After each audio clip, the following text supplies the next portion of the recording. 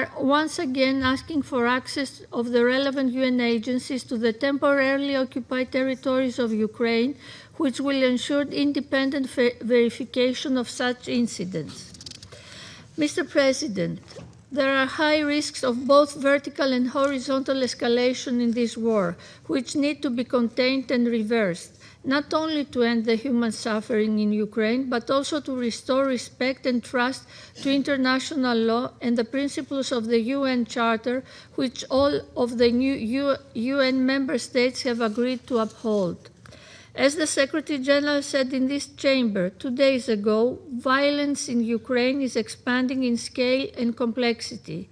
Russia's repeated use of new destructive weapons, such as the Orenchtik medium-range ballistic missile with its nuclear capabilities, as well as the aggressive rhetoric against other neighboring states, threaten to expand the already catastrophic consequences of this war. It is thus clear to us that the need for an immediate, full and unconditional ceasefire, which will allow for the resumption of diplomacy, has never been more urgent. We view this as a necessary step towards achieving a comprehensive, just and lasting peace.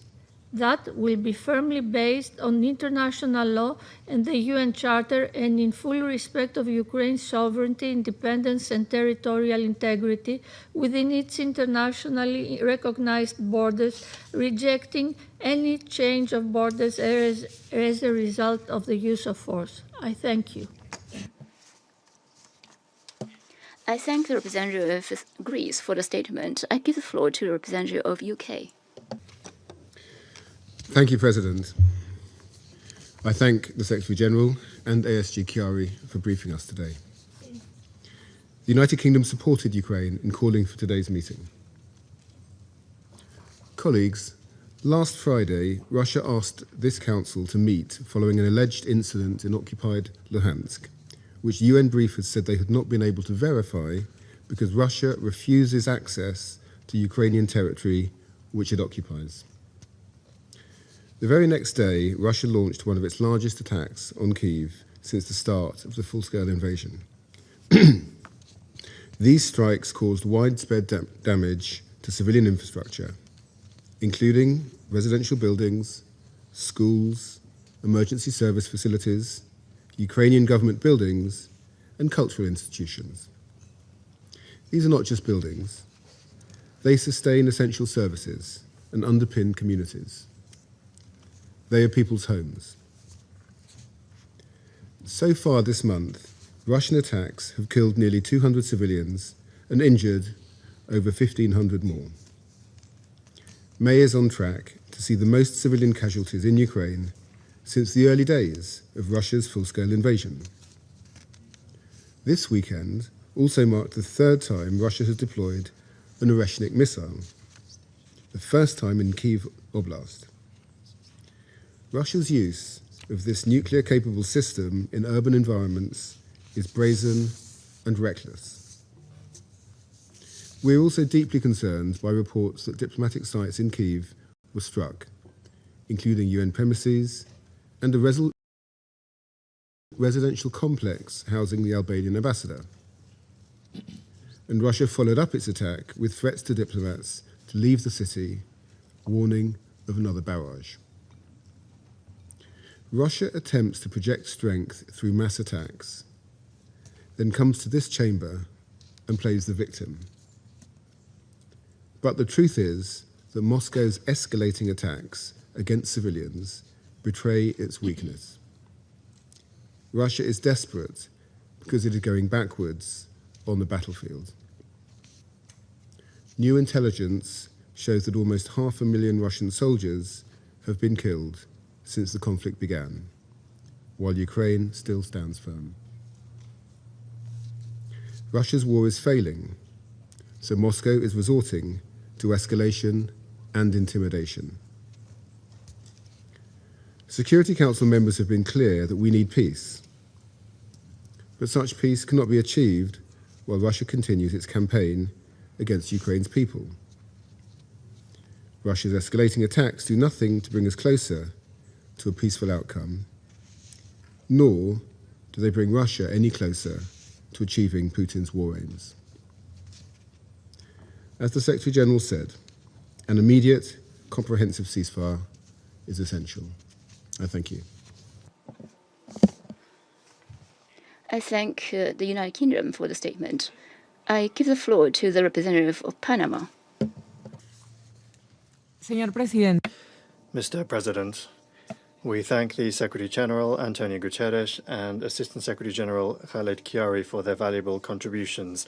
We recognize the participation of the distinguished delegations that are joining us today.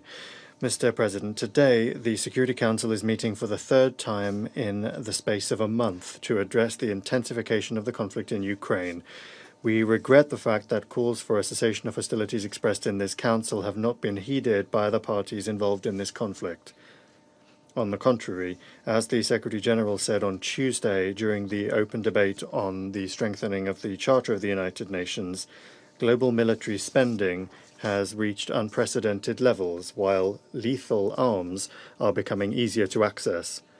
The vast majority of the members here present have urged the resumption of conversations that would allow for moving towards a negotiated and lasting political solution, one that could put an end to this conflict in accordance with the principles of international law and the Charter of the United Nations. Just the day before yesterday, in the open debate, we referred to the commitment that all of the members of this organization made with the Charter and its principles, made to the Charter and its principles. And today, those principles need to prevail, and they must be our guide. Mr. President, Panama firmly maintains that the protection of civilians must constitute an unquestionable priority in this and in all conflicts. The protection of civilians cannot depend on political or military considerations. The recent attack against Ukraine combined around 600 drones and 90 missiles, including a hypersonic ballistic missile, which demonstrates a particularly alarming escalation in the level of violence being employed. Once again, we condemn the use of means of warfare of this magnitude against inhabited areas because of the grave humanitarian consequences that they entail and because of the risk of a further destabilization of the region. Moreover, we are concerned by damage to civilian infrastructure, the destruction of which exacerbates the impact of these attacks and jeopardizes cultural heritage, identity, and historic memory. Panama calls upon all of the parties to the conflict to commit to a sustained dialogue in good faith that could pave the way towards a genuine and firm commitment to de-escalate and to establish an immediate, lasting and verifiable ceasefire that would allow for a just and sustainable peace to be reached in Ukraine. It is the shared responsibility of this Council to work together to reduce tensions, to guarantee unrestricted access to humanitarian assistance, and to keep our commitment to human dignity. Thank you very much. I thank the representative of Panama for the statement. I now give the floor to the representative of the United States.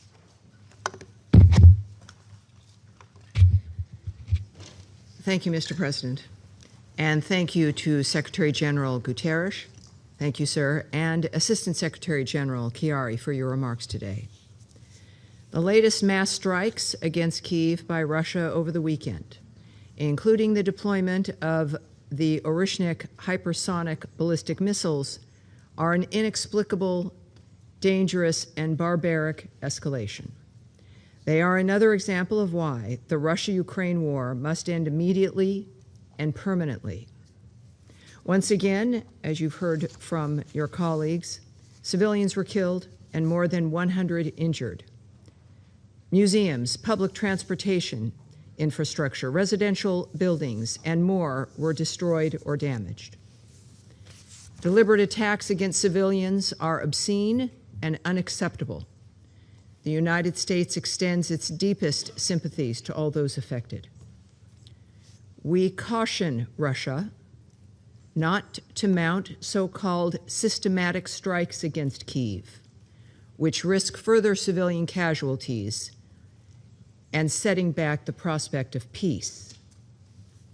We note, too, with serious concern, Russia's apparent disregard for the protections afforded to diplomatic facilities and personnel under international law, We remind Russia, in clear terms, of its legal obligations, and we add, diplomacy and negotiation are the only path forward towards lasting peace.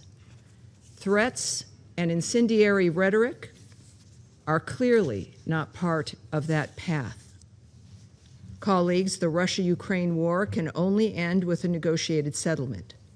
The United States once again calls for an immediate and comprehensive ceasefire as a step towards a durable, negotiated end to the war.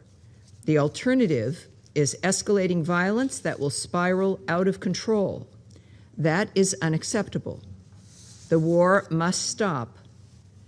The United States calls on the Russian Federation to cease, and the international community, as the international community, opportunity and real commitment from both parties presents itself.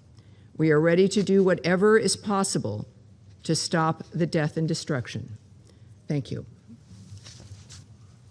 感谢 I thank the representative of the United States for the statement. I now give the floor to the representative of Colombia. Señor Presidente.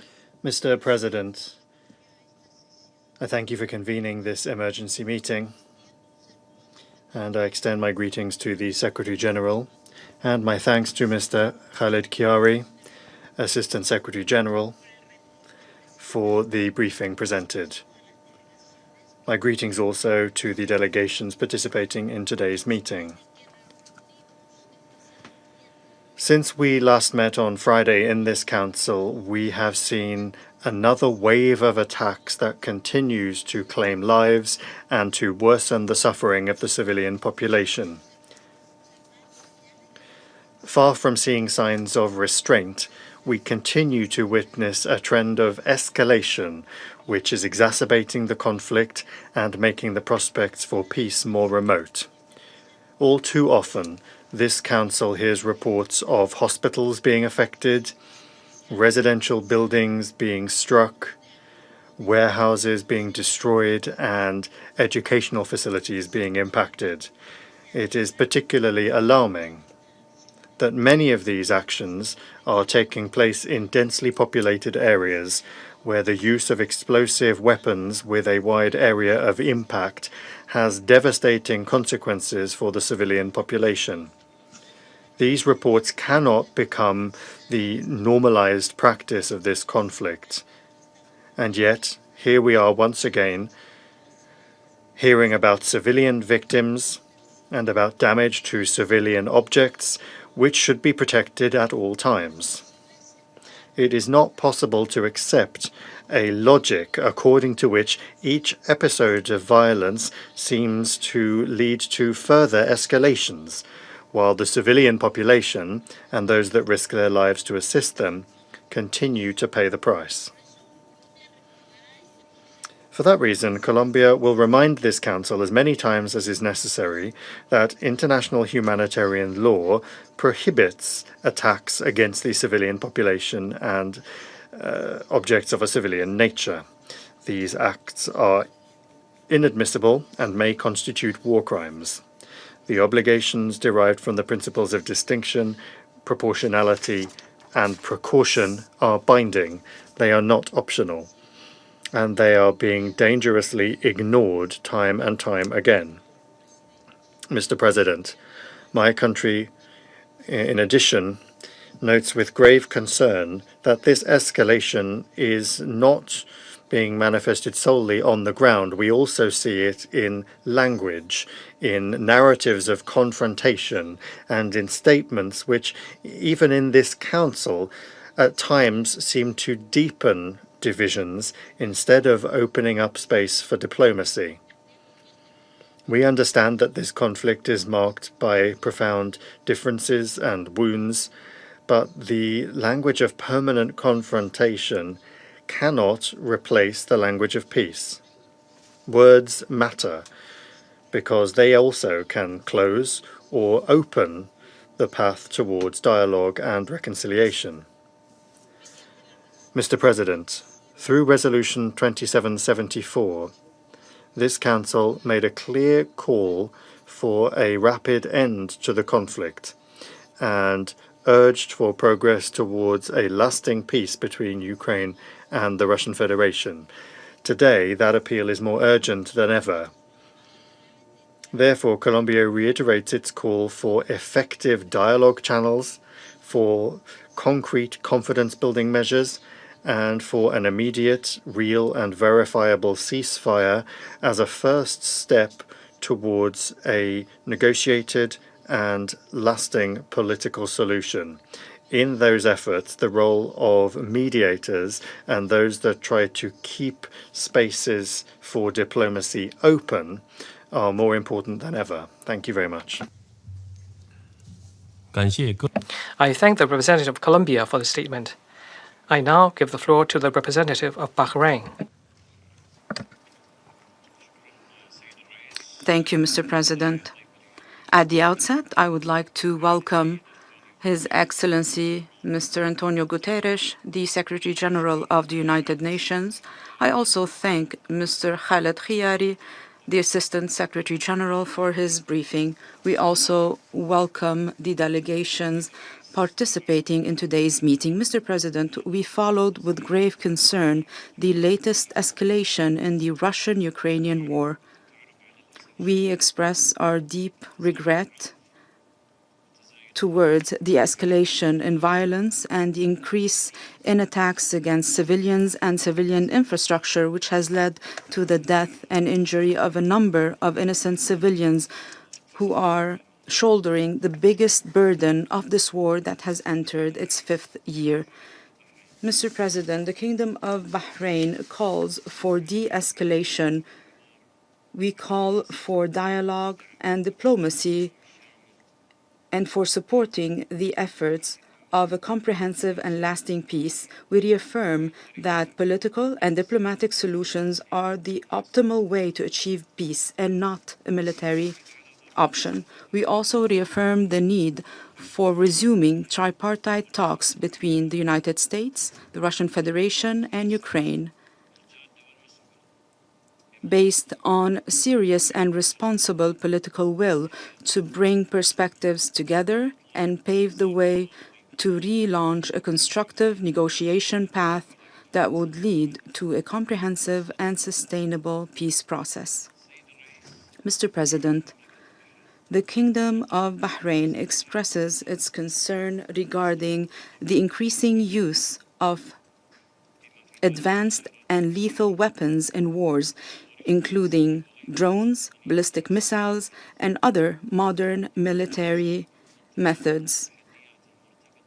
These are worsening the challenges related to the adherence to the rules of international humanitarian law during armed conflict, especially when it comes to distinguishing between military objects and civilian facilities, and given the danger it poses on the lives of innocent civilians. Mr. President, the Kingdom of Bahrain reaffirms the importance of continued diplomatic efforts and the importance of keeping dialogue channels open. We need to make the best use of diplomatic momentum to contribute in supporting the efforts of peace.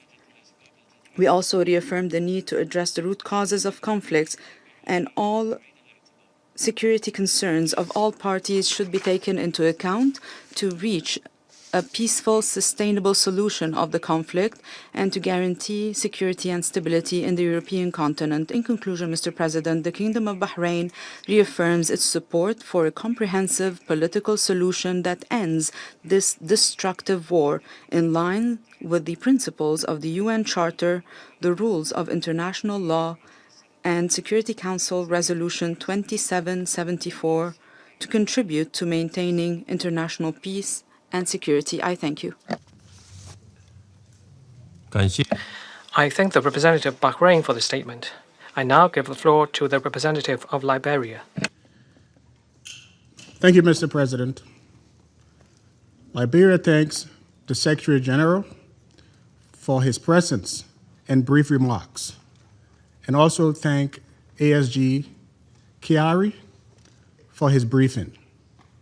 We take the floor today not to relitigate the origins of this conflict, nor to assign blame that this Council has already assigned many times over.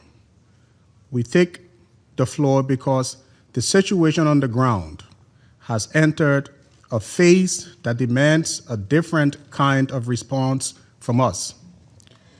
Not louder condemnations, but more precise actions. The civilian toll is now measured in the tens of thousands. Infrastructure that entire populations depend on, power, water, medical care facilities, is being struck with regularity. Women and children are bearing disproportionate share of the displacement, deprivation, and long-term trauma that follow these attacks. Mr. President, Liberia recognizes that this conflict carries grievances, security concerns, and historical narratives on multiple sides. We do not dismiss that complexity, but complexity is not a legal exemption. Whatever the political origins of this war, the obligations of international humanitarian law apply uniformly to every party in every engagement.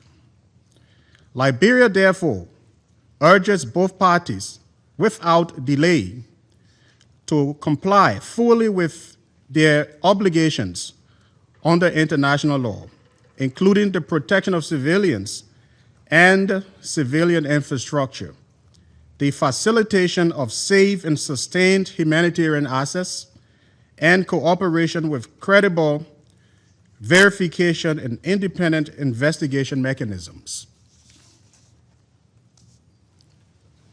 With that in mind, Liberia offers 3 concrete proposals designed to function even in the absence of a ceasefire. First, a protected systems compact. The Secretary General should be mandated to maintain a live, satellite-verified registry of civilian critical infrastructure, power grids, water systems, medical facilities, humanitarian distribution sites, shared in real time with all parties. The principle is straightforward. What is visibly and verifiably protected is harder to strike with impunity. This is not a new legal obligation. It is an operational mechanism to make existing obligations more legible. Second, a civilian impact trigger. The Council should establish an automatic procedural response. Any verified incident exceeding a defined civilian casualty threshold compels a Council session within 72 hours, with a public compliance assessment from the Secretariat. Not to re-debate the war, but to ensure that mass casualty incidents do not disappear quietly or go into procedure. Visibility itself is a form of accountability. Third, a rolling restraint framework. Comprehensive ceasefire. Negotiations remain blocked.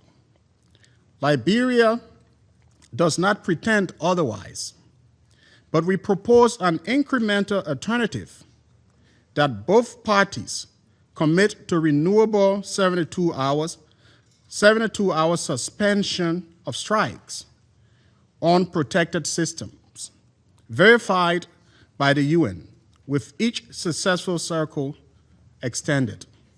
This is not a peace agreement. It is a discipline, one that builds the habit of restraint before the conditions for peace exist. Progress does not always arrive whole. Mr. President, Liberia is a small state. We have no leverage to compel, but we have sat in this chamber and received peacekeeping forces when our own institutions failed us.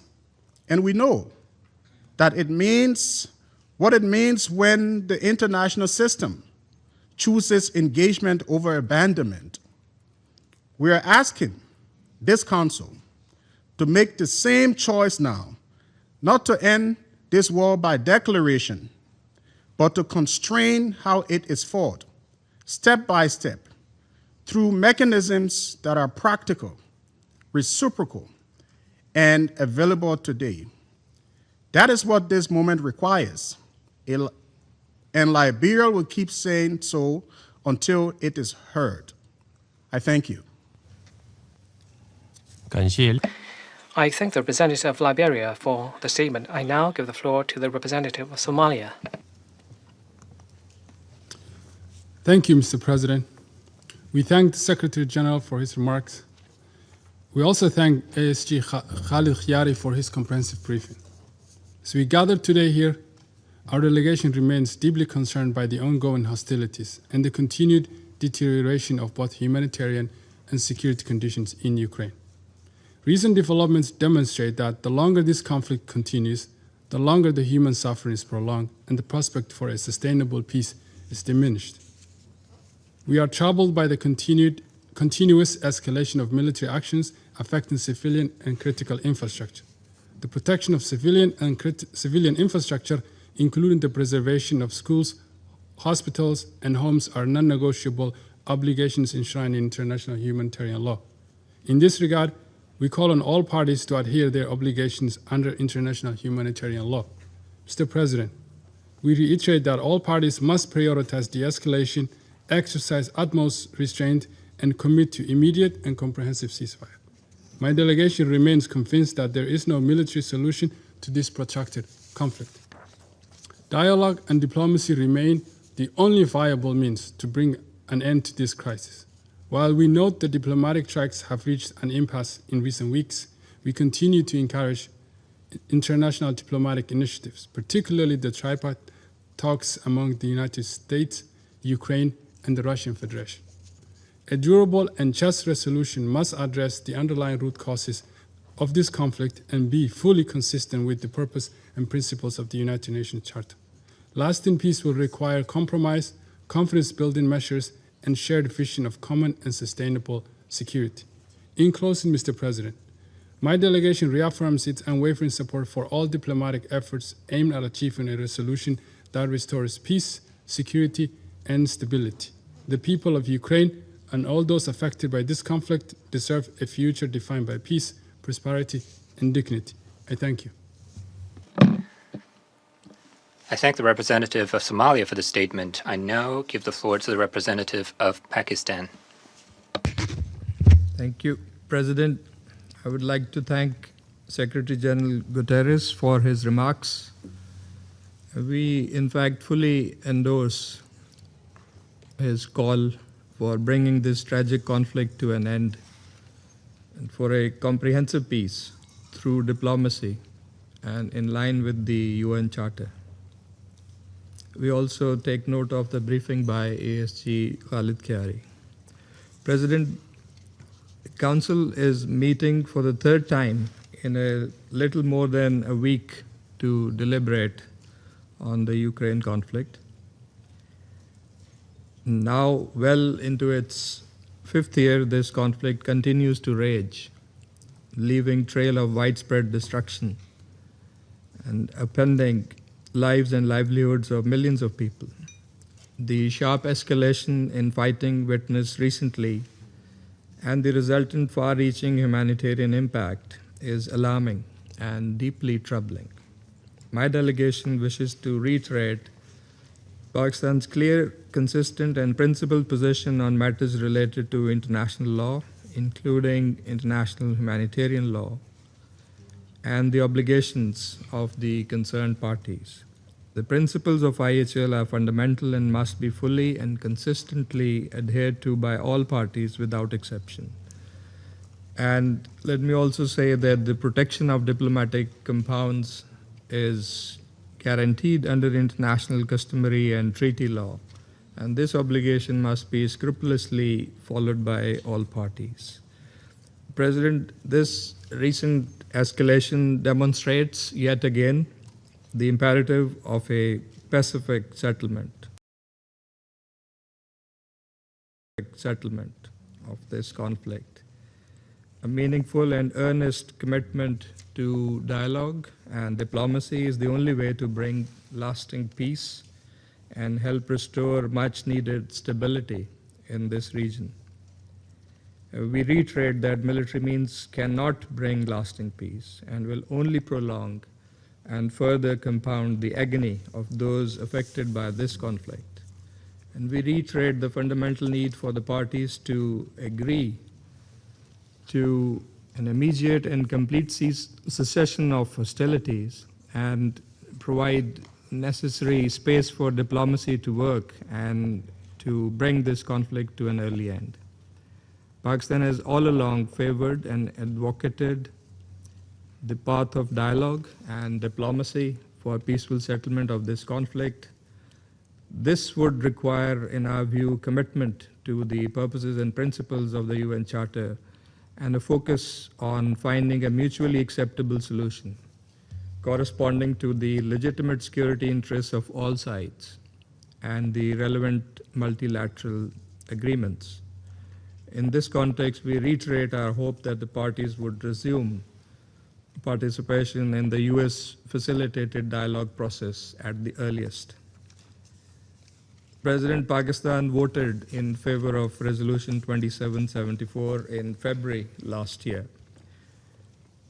Pakistan will continue to support all efforts aimed at achieving a comprehensive, durable, and peaceful resolution of this conflict. This, we believe, must be achieved without further delay, for every passing day with continuation of hostilities only deepens the misery of the people in the region and distances the parties further from the much needed peace. I thank you. 感谢巴基斯坦代表的发言。我现在请刚果金代表发言。Monsieur le Président, la République démocratique du Congo vous remercie pour la convocation de la présente réunion consacrée au maintien de la paix et de la sécurité de l'Ukraine. La République démocratique du Congo remercie le secrétaire général, son Excellence M. Antonio Guterres, ainsi que le secrétaire général adjoint, Mohamed Chiari, pour leurs exposés sur l'évolution de la situation en Ukraine, lesquels nous rappellent une fois de plus la gravité de la situation sécuritaire et humanitaire, ainsi que l'urgence d'une mobilisation responsable de ce Conseil en faveur de la protection des civils, de la désescalade et de la recherche d'une paix juste, durable et crédible. La République démocratique du Congo a pris note des informations faisant état des attaques qui ont touché plusieurs villes ukrainiennes, dont Kiev, dans la nuit du 23 au 24 mai dernier, et qui ont causé d'importants dommages ainsi que des pertes en vies humaines. Elle exprime sa profonde préoccupation face à la poursuite d'une escalade militaire qui semble désormais s'inscrire dans une logique de confrontation permanente et dont les populations civiles demeurent les premières victimes. Le fait que le Conseil soit saisi une nouvelle fois de la situation en Ukraine après sa récente réunion du 22 mai est non seulement la preuve de l'intensification des hostilités, mais également la conséquence de l'enlisement progressif d'un conflit dont les conséquences deviennent chaque jour plus diffuses, plus incontrôlables et plus dévastatrices. Cette situation est inacceptable. La République démocratique du Congo est profondément préoccupée par cette spirale qui continue des frappes, des représailles et des contre-représailles qui s'apparentent à la prévalence d'une véritable logique de guerre au détriment de toute perspective de règlement politique. Cette logique, si elle s'enracine davantage, va malheureusement éloigner les perspectives d'une paix durable. Monsieur le Président, ma délégation estime que le Conseil de sécurité ne peut se limiter à constater la dégradation continue de la situation sans mesurer pleinement les responsabilités qui lui incombent au regard du maintien de la paix et de la sécurité internationale. Chaque nouvelle escalade, chaque nouvelle vague de frappe et chaque nouvelle atteinte aux civils rappelle avec acuité l'urgence d'un sursaut collectif en faveur de la désescalade et du dialogue.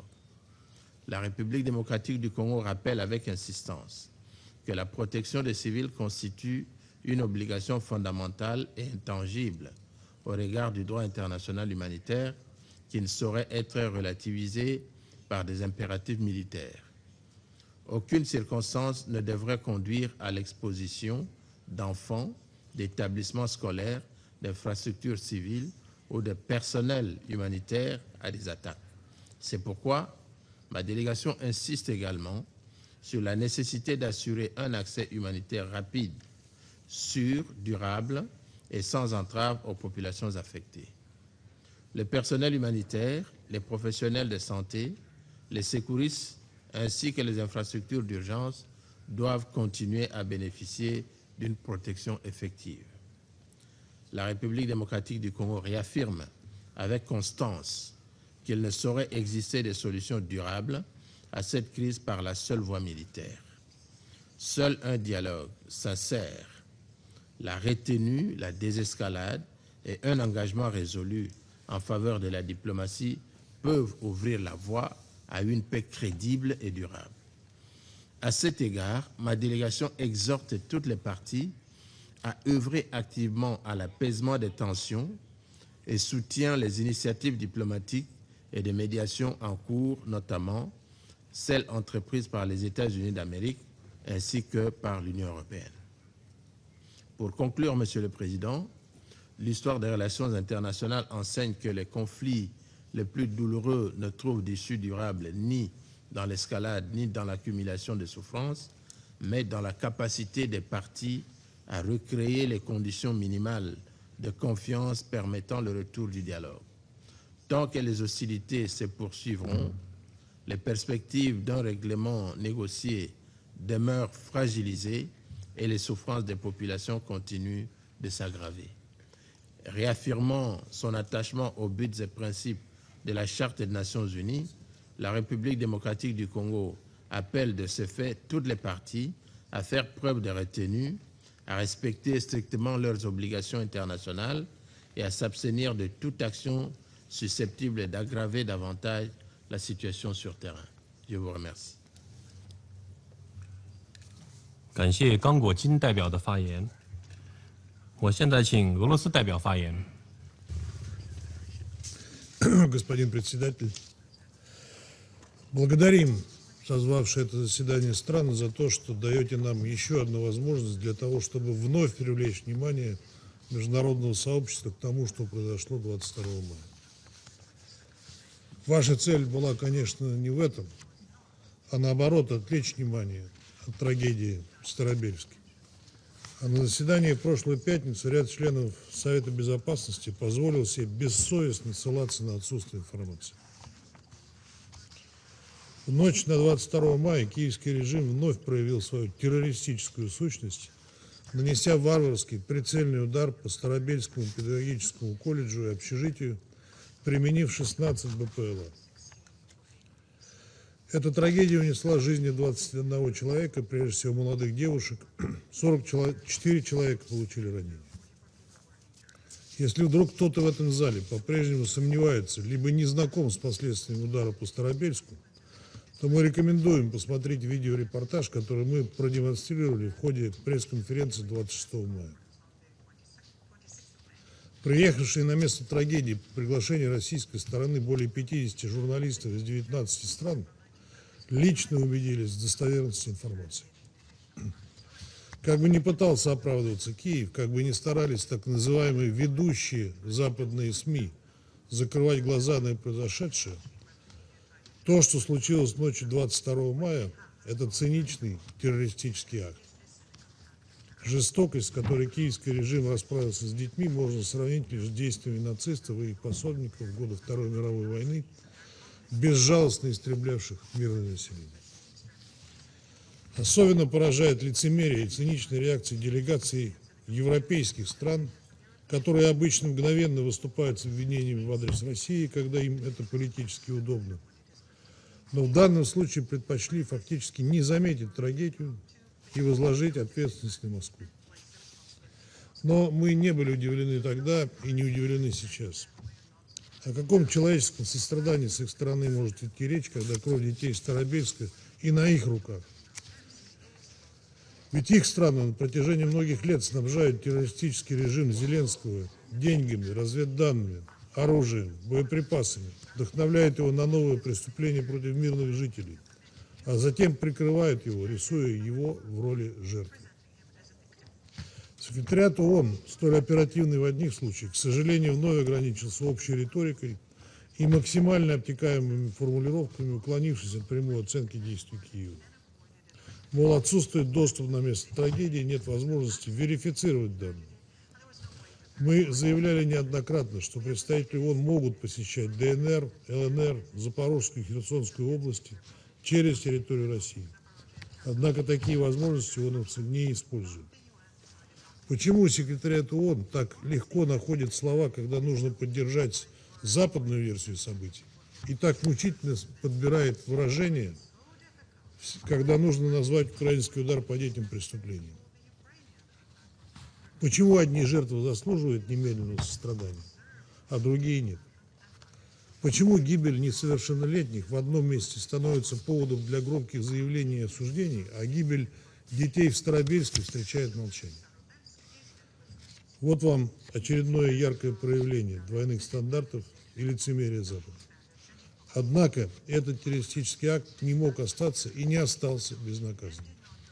Господин председатель, 24 мая вооруженные силы России нанесли массированный удар по объектам военного управления, авиабазам и предприятиям оборонно-промышленного комплекса Украины с применением ракет «Орешник», «Искандер», «Кинжал», «Циркон», крылатых ракет воздушного, морского и наземного базирования, а также ударных БПЛА.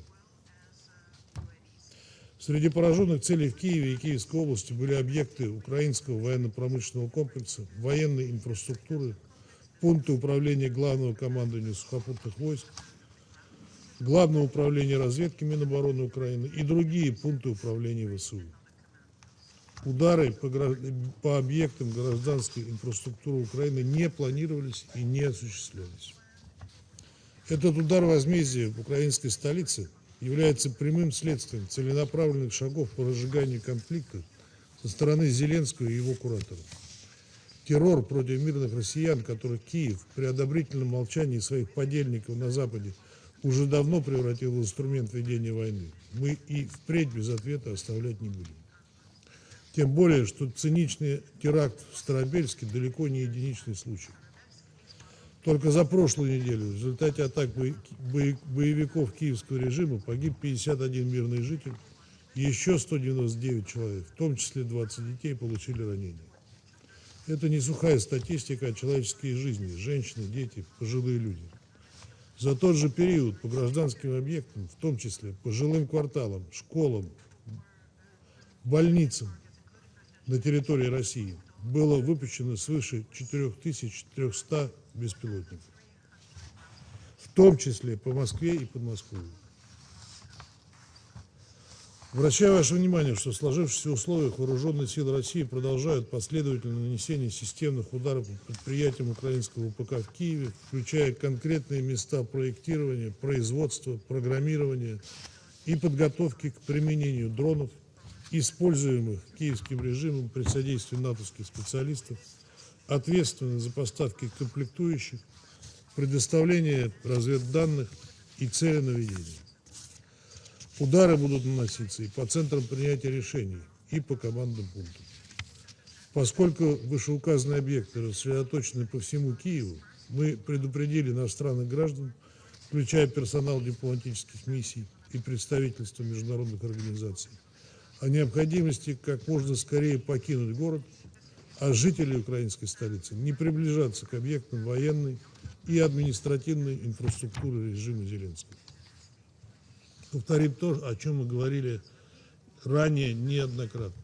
Наши вооруженные силы не бьют по мирным жителям и гражданской инфраструктуре. Мы наносим удары исключительно по объектам, связанным с военным управлением, производством вооружений, размещением техники, логистикой энергетическим обеспечением военной машины и инфраструктуре, используемой в интересах украинских вооруженных формирований.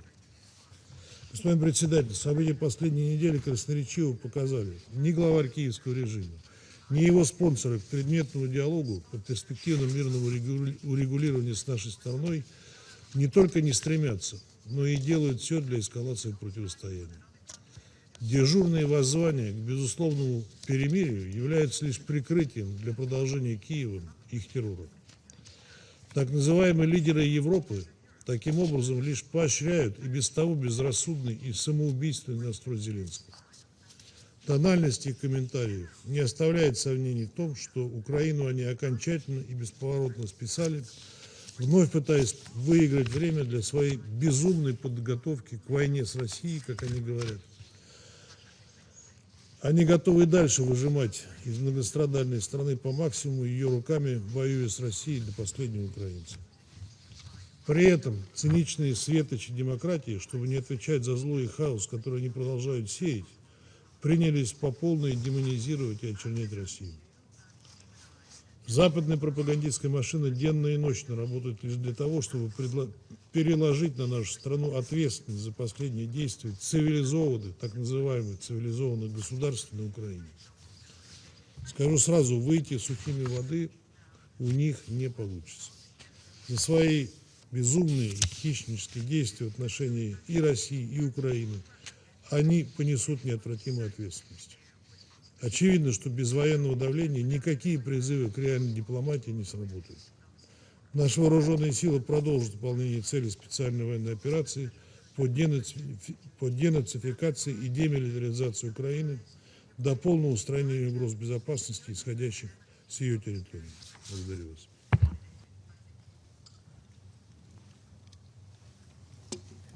感谢俄罗斯代表的发言。我现在以中国代表的身份发言。我感谢古特雷斯秘书长的发言和基亚利助理秘书长的通报。中方注意到基辅遭到的袭击的报道，对袭击造成平民伤亡深表关切。任何情况下，平民都不应该成为袭击目标。 平民的安全应该得到保护。中方谴责任何针对无辜平民的袭击。乌克兰危机持续延宕，近来地面形势非但没有得到缓和，反而愈演愈烈，不断发生新的平民伤亡，令人痛心。过去10天，安理会3次举行乌克兰问题会议，我们一次次目睹战火的蔓延，战争的残酷。 这样的局面不应再继续下去。中方呼吁当事方保持最大程度的冷静克制，以和平为重，以人民为重，停火止战，严格遵守国际人道法，停止攻击平民和民用基础设施，推动战场局势尽快降温，化解危机，争取和平，保护平民，最根本的 是通过对话谈判消弭冲突。和平之路尽管崎岖，但对话总比对抗好，和谈总比战争强。中方支持一切致力于和平的努力，希望有关各方早日恢复接触，继续谈判，相互展现政治意愿，重视并解决彼此合理安全关切。 在充分完全遵循联合国宪章原则基础上，消除危机根源，争取达成全面、持久、有约束力的和平协议。在乌克兰问题上，中方始终主张各国主权和领土完整都应该得到尊重，联合国宪章宗旨和原则都应该得到遵守，各国合理安全关切都应该得到重视。 一切有利于和平解决危机的努力，都应该得到支持。中方将继续以习近平主席提出的4个应该为根本遵循，同国际社会一道，为推动和平曙光早日到来、危机早日实现政治解决，做出不懈努力。谢谢。我现在继续行使安理会主席的职能。我现在请乌克兰代表发言。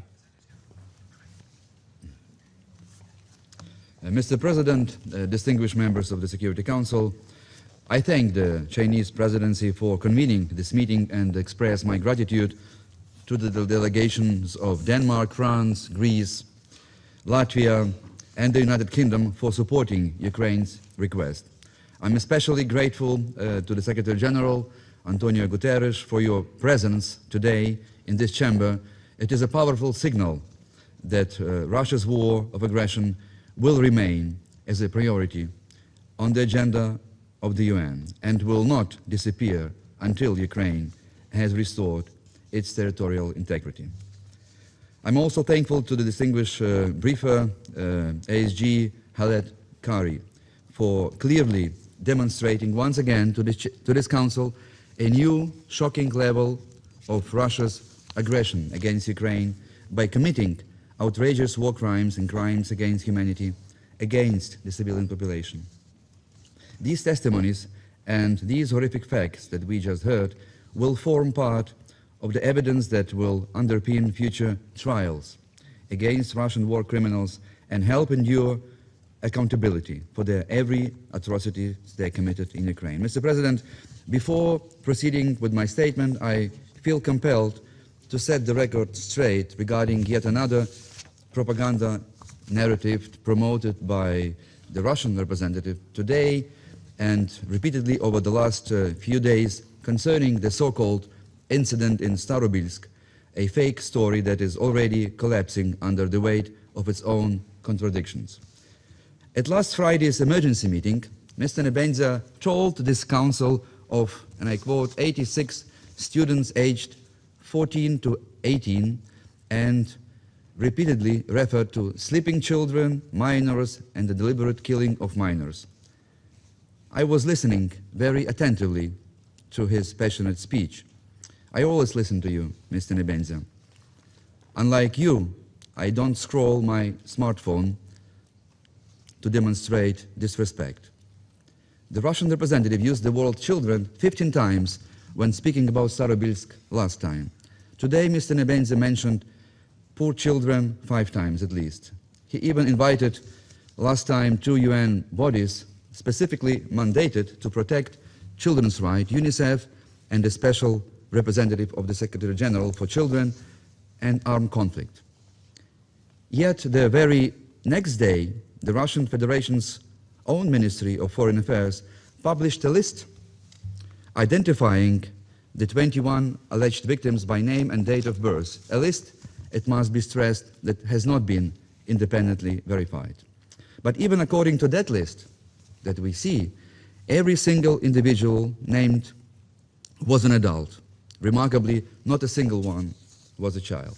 In other words, the same institution that sends the Russian representative to sit in this chamber has, through its own documentation, which is unverified, I have to underline it once again, refuted his central claim.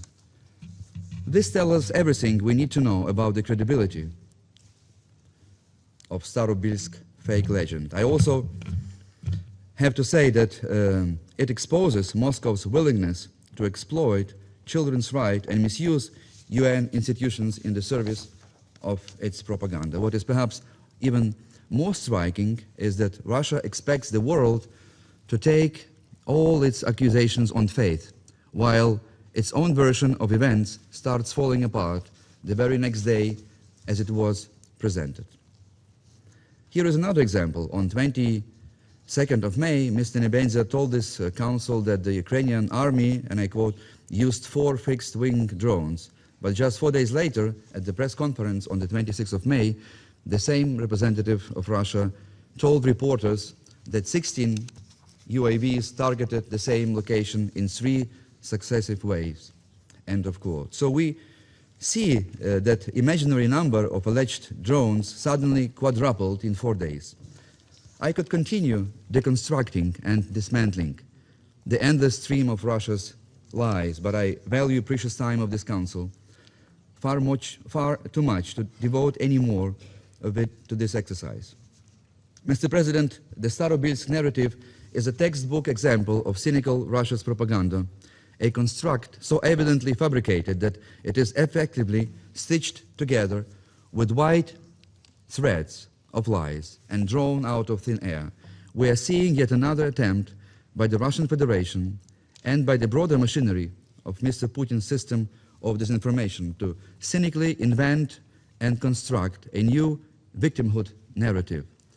Through a mixture of falsehoods, manipulations, and deliberate distortions, Russia is trying to fabricate yet another myth of Starobilsk portraying itself as an alleged victim of this war. But let me be absolutely clear.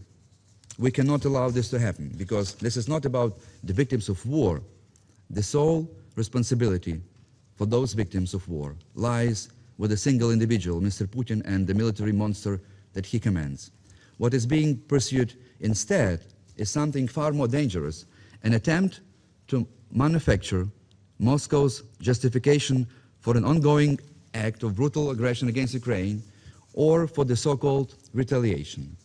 And we have seen this pattern before, like fabricated myths about 2014 tragedy at the trade union house in Odessa, or cynical narratives about an alleged people of Donbass supposedly targeted by Ukrainian forces, both fake constructs that Moscow keeps recycling over and over again.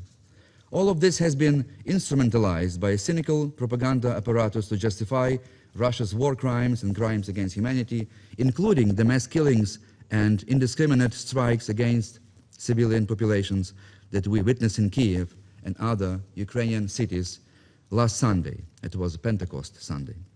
To be frank, watching the sheer zeal, this almost theatrical determination with which the Russian representative at the UN beats his chest and bends every possible effort to manufacture the new Russian myth of alleged victimhood is deeply disturbing. I want to reiterate once and for all, the armed forces of Ukraine target only legitimate military objectives in full accordance with international humanitarian law.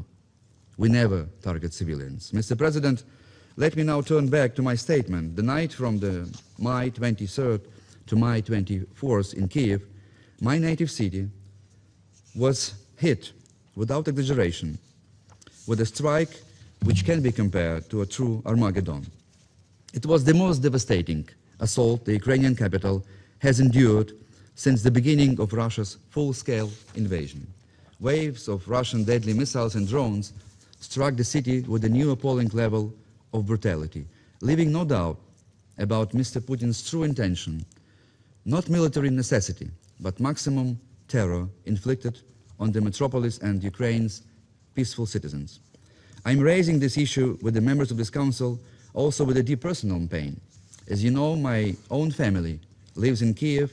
They too went through that hellish night of Russian barbarism unleashed by Mr. Putin and his henchmen dressed in military uniform.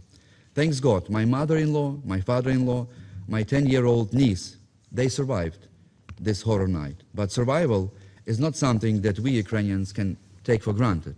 It is difficult to convey how absurd this reality sounds today in the 21st century, in the very heart of Europe, in one of the most beautiful European capitals with over 3 million inhabitants. On Whit Sunday, Russian armed forces, as we just heard, carried out one of the largest and the most terrifying combined attacks on Ukraine's civilians and civilian infrastructure, using 54 cruise missiles, 32 ballistic missiles, including 2 Kinzhal air-launched missiles, as well as 3 Tsirkon hypersonic missiles. In addition, over 600 Russian attack drones were employed against civilian population. Many of them were Shahed-type drones, the same Iranian-designed deadly weapons that have shown their destructive power also now in the Middle East and in the Gulf region, used by Iranian armed forces. Over 100 people were injured across Ukraine, and at least 4 of them were killed. Severe damage, as we also heard, has been reported across all districts of Kiev, affecting a wide range of civilian objects. Exactly speaking, 352 residential buildings were among the hardest hit, including high-rise apartment blocks, private houses, many of which sustained fires, structural damage, or partial destruction. A whole section of a residential building on Degtярivska Street was demolished from the 1st to the 5th floor. The family of our friends lived in that building. Thankfully, they survived the strike but lost their apartment and all their possessions. The Chernobyl Museum, and we heard this already, was completely destroyed by a direct missile strike. It had been reopened just less than months earlier, following long reconstruction, marking the 40th anniversary of the Chernobyl disaster. The Russian barbaric barrage also struck a number of Ukrainian cultural institutions, including the National Art Museum of Ukraine. It is our Louvre, or our Metropolitan Museum, the National Philharmonic Hall, the National Music Academy, the Kyiv Municipal Academy Opera and Ballet Theater, the Yaroslav the Wise National Library, the International Center for Culture and Arts, the Ukrainian House Center, and many others. Historic architectural landmarks of our capital, including the Contracts House in Podil district where I live, and the Central Postal Station building, were also damaged. 19 schools and educational institutions in Kiev were severely affected by Russian airstrikes, including the historic campus of Kyiv Mohyla Academy, one of the oldest national universities, alongside a public food market, shopping malls, office centers, and warehouses.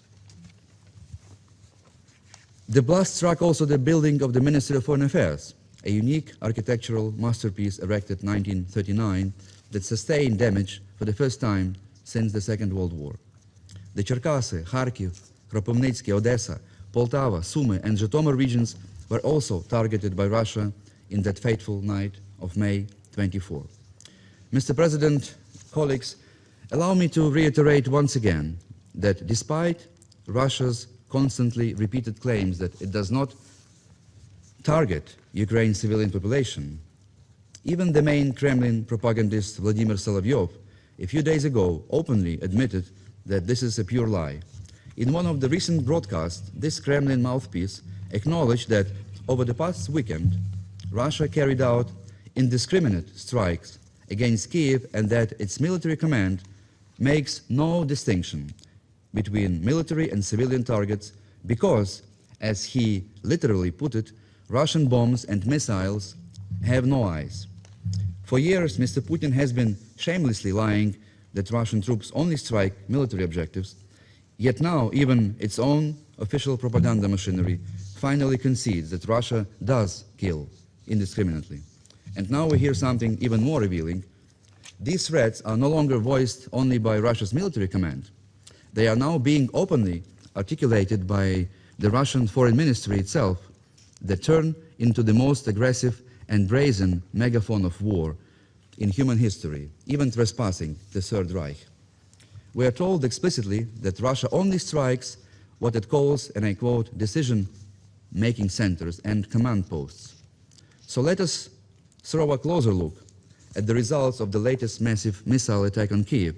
One of the sites completely destroyed was the famous Lukyanivka fruit and vegetable market, an ordinary marketplace near the neighborhood where my family used to live for years. So is Mr. Putin waging a war against Ukrainian tomatoes, or maybe our cucumbers and parsley?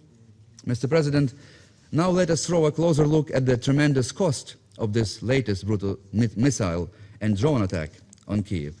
Based on open source calculations, the price that Mr. Putin has paid for this last barbaric attack is about $360 million US. Just imagine the scale of this absurdity. The figure reflects only the value of weapons used within a 7-hour strike in that night. When translated into real-life terms inside the Russian Federation, the scale becomes even more astonishing. According to official Russian construction cost benchmarks, this sum could finance approximately 35 modern schools or 12 fully equipped modern hospitals. In other words, the value destroyed by Russia in just one single night, attacking the very first McDonald's cafe in Kyiv, by the way, it was already reopened, could have been converted into many decades of public investment in social infrastructure, dozens of schools educating a few generations of children, and hospitals providing essential medical care. $360 million is comparable to the entire annual budgets of such medium-sized Russian cities as Kursk, Bryansk, or Belgorod. Mr. President, at our previous meeting, I reminded Council members that around 35 million people in Russia still do not have access to proper sanitation and sewerage services, a striking reality for a country that claims great power status. Had the Kremlin chosen to invest $360 million it wasted in this one single night on fruit markets in Kiev, in its own people in Russia, that amount would have been sufficient to build a state-of-the-art sewerage and wastewater treatment system for a city of 300,000 residents. Moreover, in human terms, with an average Russian pension of roughly $260 per month, this amount would cover the annual pensions of 110,000 pensioners. But instead, Mr. Putin decides to invest $360 million into missiles that launched in one night against the European capital, destroying a vegetable market, a coffee shop, which, as we just heard, was also reopened next morning, and many other command centers in Kiev. Now we also know that Russia has deployed a medium-range ballistic missile known as Oreshnik, which is capable of carrying nuclear warheads. It was used primarily as an instrument of intimidation against the international community. So let me also highlight the sheer absurdity of this action. The cost of a single Oreshnik missile is around $50 million. Russia launched at least two of them. One reportedly lost its course and fell on the temporary occupied territory in the Donetsk region. The other reached the area near Bila Tserkva, just outside Kiev, where it detonated in the air. And if one assumes that the intended target was the so-called decision-making center, then the result of this precision strike, Mr. Nebenza, was the destruction of a few old garages in a garage co-op, as well as an old fence on the outskirts of Bila Tserkva. This is yet another clear illustration of how Mr. Putin is recklessly squandering billions of dollars on weapons that achieve no military effect, while these enormous resources could have been and should have been used for the benefit of his own population. But who cares about ordinary people in Russia? Mr. President, we are closely monitoring Russia's activities aimed at further involving Belarus in aggression against Ukraine. This is another disturbing issue and another new threat that I would like to turn the attention of this Council. The Lukashenko regime has effectively surrendered its sovereignty, allowing its territory, military infrastructure, and airspace to be used by Moscow.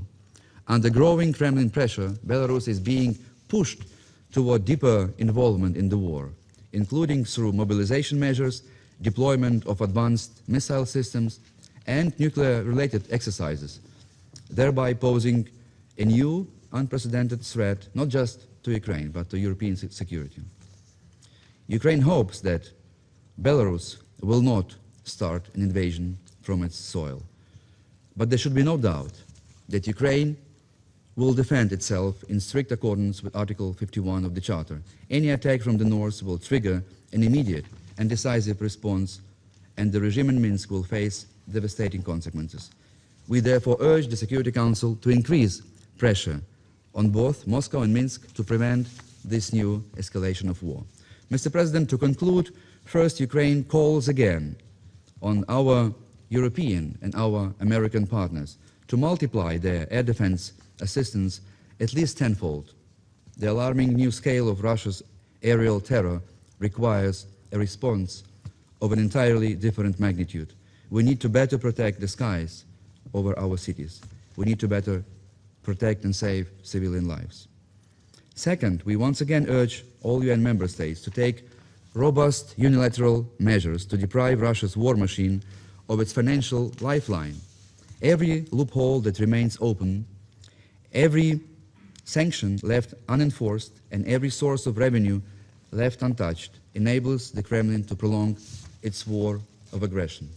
Third, I would like to appeal to the members of this Council, an appeal that I have repeated at every single meeting for the past year. It is time for the Security Council to pass a resolution demanding an immediate, unconditional ceasefire, as well as the release of all prisoners of war and all unlawfully detained civilians under an all-for-all exchange formula. And last but not least, it is time to find an elegant but effective way to deprive Russia of its permanent seat of the Council, which it obtained, or better to say hijacked, under very dubious legal grounds. Mr. President, Russia is bending over backwards to portray itself as the victim of a war that it alone chose to start. The Kremlin is desperately trying to shift attention away from its aggression and to present the consequences of its own criminal actions as somebody else's responsibility, like in Starobilsk. But the reason for Moscow's panic is clear. Ukraine's deep strikes against legitimate military targets are not only changing the dynamics on the battlefield, they are inevitably eroding Russia's economic ability to sustain its criminal war machine. So I would like to give an advice to Mr. Nebenza, traditionally in Russian. Не бомбите и не бомбимы будете. Из народного послания к болотянам. Don't bomb, and you will not be bombed in return. I thank you. 感谢乌克兰代表的发言。俄罗斯代表要求再次发言，我现在请他发言。Господин председатель, я всегда очень внимательно слушаю украинского паспреда, даже когда я использую смартфон, который я использую не для компьютерных игр, а по деловым нуждам. Я думаю, что вряд ли он может обвинить меня в обратном. Я всегда присутствую на его выступлениях. Не могу сказать, что я испытываю удовольствие, слушая его, но тем не менее я никогда не покидаю зал, пока я его не выслушаю. Сегодня речь идет не о сарказме и иронии, которая переполняла паспреда Украины. Речь идет о другом, что все это выглядело как достаточно жалкая попытка оправдать то, что произошло в ночь на 22 мая в Старобельске. Обратите внимание, украинский паспред не отрицал того, что там погибли люди, но его аргумент был в том, что это были не дети, это были взрослые люди. Это совсем другое дело, не правда ли? Ну уж его слова насчет сфабрикованного нарратива по поводу сожжения 45 человек в Одессе в мае 2014 года, это, конечно, находится за гранью. Вообще все это выступление, украинский паспред любит русские поговорки, и я тоже позволю себе употребить одну, что это все выглядело как в русской поговорке «на варе и шапка горит». Никакое жонглирование цифрами, которые он употреблял, не могло испортить этого впечатления. Мы не состоим в прямой переписке с украинским паспредом, хотя я могу направить ему письмо напрямую, где я изложу факты о том, что реально произошло в Старобельске, и свидетельства тех людей, которые это видели своими глазами.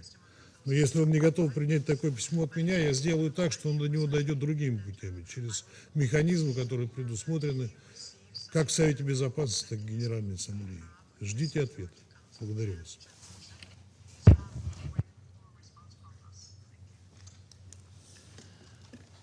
感谢俄罗斯代表的发言。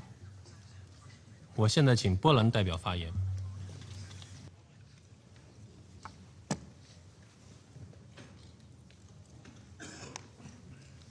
Thank you, Mr. President. We thank China for convening this urgent Security Council meeting in response to the latest escalatory chapter in Russia's aggressions against Ukraine. We also thank Secretary General for his presence in this briefing, and of course the ADG Chiari for his briefing.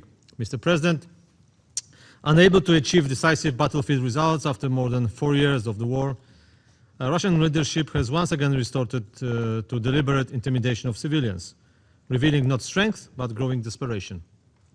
Poland strongly condemns the barbaric Russian attacks on Kyiv on May 24th.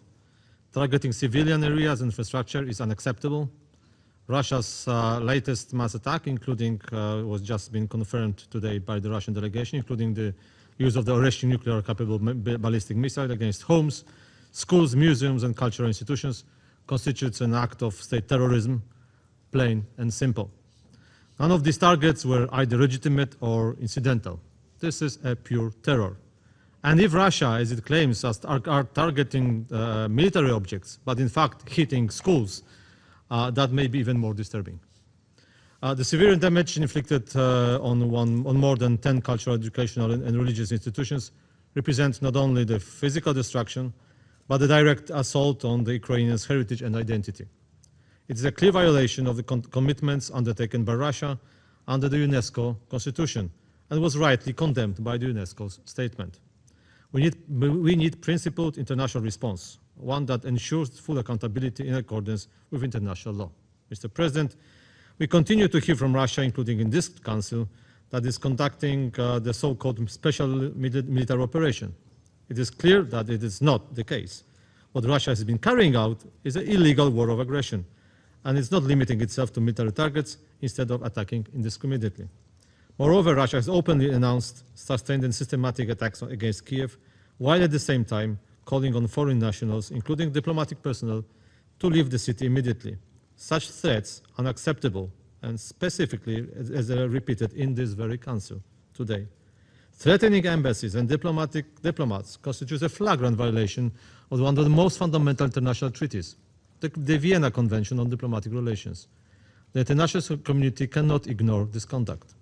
Russia's unlawful actions further undermine its credibility as a permanent member of this Council.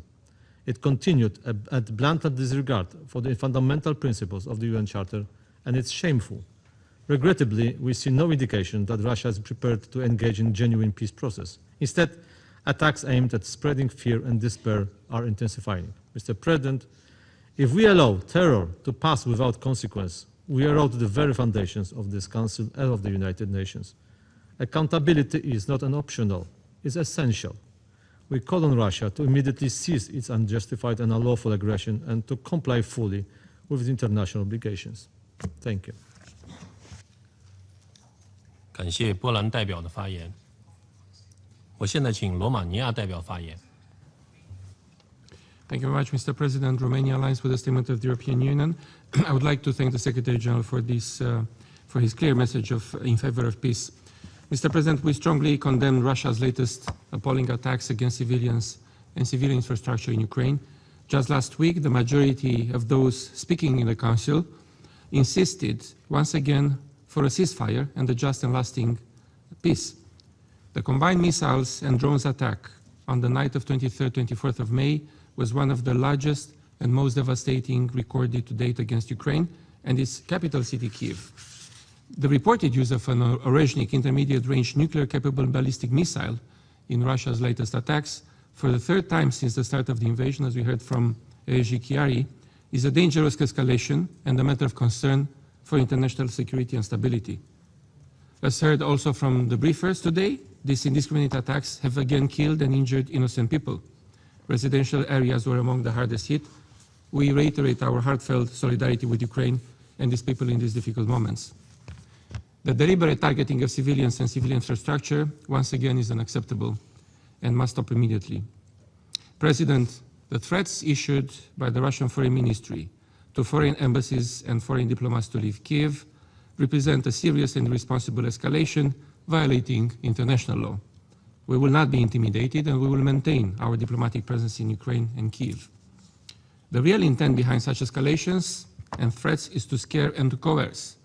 This reflects an incremental pattern of deliberate intimidation accompanied by misleading narratives blaming European countries. It also includes unacceptable threats of the use of force against sovereign states, as we heard last week in this Council, involving a member of this Council, continued drone intrusions in the sovereign airspace of neighbors of Ukraine, and reckless attacks in the close proximity of Ukraine's border with these states, including my own country, Romania. We have registered already too many instances of irresponsible nuclear saber rattling since the start of its invasion, and we reject such threats. The status of permanent member of Security Council and of a nuclear weapon state requires the highest level of responsibility. We will stand with Ukraine and its people for as long as it is needed in their legitimate and resilient self-defense against the aggressor and in ensuring justice through relevant accountability mechanisms. President, our ultimate goal remains upholding the principles enshrined in the UN Charter. The open debate this week reinforced this loud and clear. We reiterate our support for Ukraine's independence, sovereignty, and territorial integrity within its internationally recognized borders. The aggression against Ukraine must cease.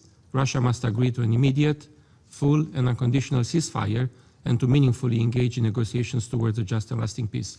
And I would like to support the call of the Ukrainian President, the Ukrainian Ambassador, on a resolution of the Security Council to this effect. Thank you very much.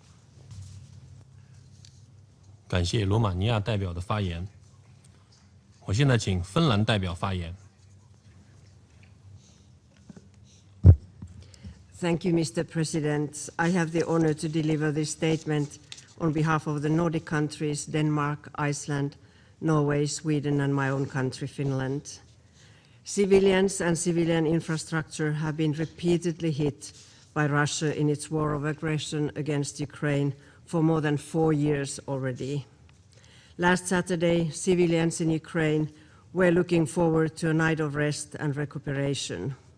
Instead, they were driven from their beds and their homes by hundreds of drones and dozens of missiles launched in a massive aerial attack by the Russian Federation. In Kiev, it was one of the most devastating attacks during the Russian war of aggression.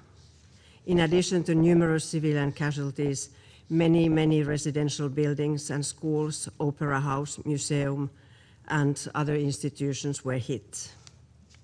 The Nordic countries strongly condemn Russia's escalating attacks against civilians and civilian objects, including civilian infra. They must cease immediately. The latest escalation comes amid an already rising number of civilian casualties. In April alone, at least 238 civilians were killed and 1,404 injured in Ukraine.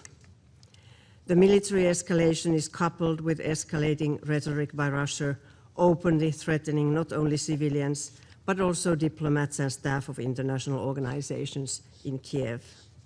Even before these threats, there have been several attacks against humanitarian actors in Ukraine, most recently against WFP's warehouse in Dnipro. The Russian airstrikes are making the delivery of humanitarian assistance increasingly difficult, if not impossible in some areas. Russia has already hit diplomatic premises as well. Moreover, Russian Federation appears to have used an Oreshnik intermediate-range ballistic missile in its attack last weekend. This missile is specifically designed to carry nuclear warheads. The repeated use of nuclear-capable missiles is yet another manifestation of the unacceptable military escalation and the policy of intimidation, both of which the Nordic countries firmly condemn. Mr. President, the scale and scope of Russia's attacks against civilians throughout the war leave no room for describing such attacks as anything other than blatant, calculated violations of international humanitarian law. It is time to put an end to the senseless destruction and suffering in Ukraine. The Nordic countries repeat our call for a full unconditional ceasefire, which would allow space for meaningful talks towards peace. The Nordic countries remain steadfast in our support to Ukraine and to a just and lasting peace based on international law, including the United Nations Charter. I thank you. 感谢芬兰代表的发言。我现在请立陶宛代表发言。 President, I have the honor to speak on behalf of the Baltic states, and we also align with the statement of the European Union. In the early hours of 24 May, Kiev endured one of the largest and most devastating combined aerial assaults of Russia's full-scale war. The attack reportedly involved more than 90 missiles, including hypersonic ballistic missiles, and over 600 drones. This attack has resulted in more than 100 civilian casualties. Residential buildings, schools, markets, cultural sites, and government facilities, including the Ministry of Foreign Affairs of Ukraine, were struck or damaged across all districts of the capital. The premises of the World Health Organization and the UN were among the buildings damaged in the attack. The hypocrisy of Russia in portraying its action is immeasurable. Just last Friday, Russia requested an urgent Security Council meeting to convey concerns regarding to what it described as an attack on civilians in an occupied territory of Ukraine. Throughout the week, Russia found it appropriate to bomb entire cities, while today Russia seeks to justify these acts from the seat of a permanent member of this council. Moreover, Russia is accusing countries that support Ukraine in its right of self-defense. The Baltic states reject all false claims. We strongly condemn Russia's horrific attacks on Ukraine and call on Russia to immediately cease its aggression. There can be no false equivalence between the aggressor and its victim. Russia alone is responsible for starting this war. We further highlight the efforts of the UN and international humanitarian agencies and workers in their commitment to assisting Ukrainian authorities and civilians facing this assault. Mr. President, attacking cities with nuclear-capable missiles and other explosive projectiles is a grave violation of international law and must not be treated as business as usual. Such cowardly attacks demand accountability. We invite all members of the international community to support the establishment of the Special Tribunal for the crime of aggression against Ukraine, in line with the Council of Europe resolution on the Special Tribunal adopted on 15 of May. We will also continue to call for full accountability and implementation of the International Criminal Court arrest warrants issued against Russian political and military leadership, including Vladimir Putin and Maria Lvova-Belova, over allegations of involvement in the war crimes of child abduction during Russia's full-scale invasion of Ukraine. As Russia continues to ignore the multiple calls for peace, including Resolution 2774, adopted by this Security Council, countless resolutions of the General Assembly, and the International Court of Justice decisions, it is time for Security Council to act. The Baltic states advocate for an immediate ceasefire to stop the violence, alleviate suffering, and to enable negotiations with the aim of achieving a just and lasting peace. We reiterate our determination to continue supporting Ukraine, its right to self-defense, sovereignty, and territorial integrity, in accordance with international law, including fundamental principles of the UN Charter. I thank you. 感谢立陶宛代表的发言。我现在请欧盟驻联合国代表团临时代办萨姆松女士阁下发言。Thank you, Mr. President. I have the honor to deliver this statement on behalf of the EU and its member states. The candidate countries Montenegro, Albania, Ukraine, the Republic of Moldova, Bosnia and Herzegovina, and Georgia, as well as Andorra, Monaco, San Marino, align themselves with this statement. And I thank the Chinese presidency for convening this meeting. And I also thank you to the briefer, ASG, for your update. We also appreciate the presence and remarks of the Secretary General at the outset of this meeting. President, we convene today as a result of Russia's latest escalation in its unprovoked and unjustified aggression against Ukraine. Last Friday, we heard the Russian representative attempt to justify his government's actions with far-fetched stories of Ukrainian neo-Nazis. Its so-called special military operation was supposed to last for 3 days. 4 years and an estimated 1.3 million Russian casualties later, it has still not achieved its objectives. Russia does not allow the independent verification of the events in Starobilsk. It has consistently denied access to the temporarily occupied territories for all international monitoring mechanisms. There is no independent journalism in Russia and the occupied territories, let alone freedom of expression. The government shuts down much of the internet out of fear of its own citizens. If Russia wants us to believe its allegations, it needs to allow access to an independent investigation. Ukraine, by contrast, has systematically cooperated with international monitoring mechanisms, including the UN Human Rights Monitoring Mission, the Independent International Commission of Inquiry, as well as OSCE and Council of Europe institutions. Russia's atrocities in Ukraine are credibly documented, while Russia does everything in its power to cover up the reality in the territory it controls. Frustrated by the lack of progress on the battlefield, it is increasingly resorting to massive aerial attacks against Ukrainian cities and their population. On Saturday night alone, Russia's attack caused more than 100 civilian casualties, a number which would be much higher if it was not for the formidable efforts of Ukraine's air defense. Among the buildings damaged by Russia's horrific attacks were religious and educational facilities, a wastewater treatment plant, international media outlets, the National Art Museum, the Chernobyl Museum, the Kiev School of Economics, and the Kiev Opera. The use of nuclear-capable Oreshnik missiles constitute another highly problematic escalation. Russia's repeated threats against foreign diplomatic representations in Kiev are totally unacceptable. Russia's hypocritical claims that it targets military objectives ring hollow once again.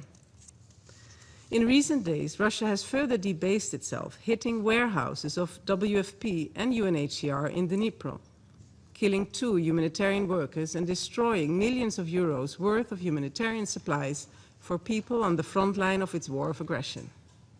And let me therefore repeat, international humanitarian law must be respected. All attacks against humanitarian personnel and objects, civilians and civilian infrastructure must cease. President, the EU supports a full, unconditional and immediate ceasefire, as well as a comprehensive, just and lasting peace in Ukraine, in line with international law, the UN Charter and relevant UN resolutions. We are actively supporting diplomatic efforts to this end, and we once again urge all members of this Council to work with us in pressuring Russia's leadership to accept a ceasefire and finally engage in good faith. We must work together to bring Russia to the negotiating table. We have heard from Ukraine that they are ready. I also reiterate the EU's urgent call on Russia and Belarus to immediately ensure the safe and unconditional return of all unlawfully deported and forcibly transferred Ukrainian children, in line with the December resolution of the UN General Assembly. And we furthermore call for the complete exchange of prisoners of war and the release of all unlawfully detained persons. President, the EU stands in solidarity with its member states, and we reject Russia's disinformation campaign, supported by Belarus, following airspace violations in the Nordic-Baltic region. We strongly condemn Russia's threats of the use of force directed at Latvia and other countries in the region. Russia's aggression will not stand. Its attempted illegal annexation will not stand. Its leaders will face accountability for their failing attempt to change borders by force. And Ukraine can continue to count on our support for its sovereignty, for its independence, and for its territorial integrity, as it exercises its inherent right of self-defense in line with Article 51 of the UN Charter. And I thank you. 感谢萨姆松女士阁下的发言。发言名单上没有其他人了，现在休会。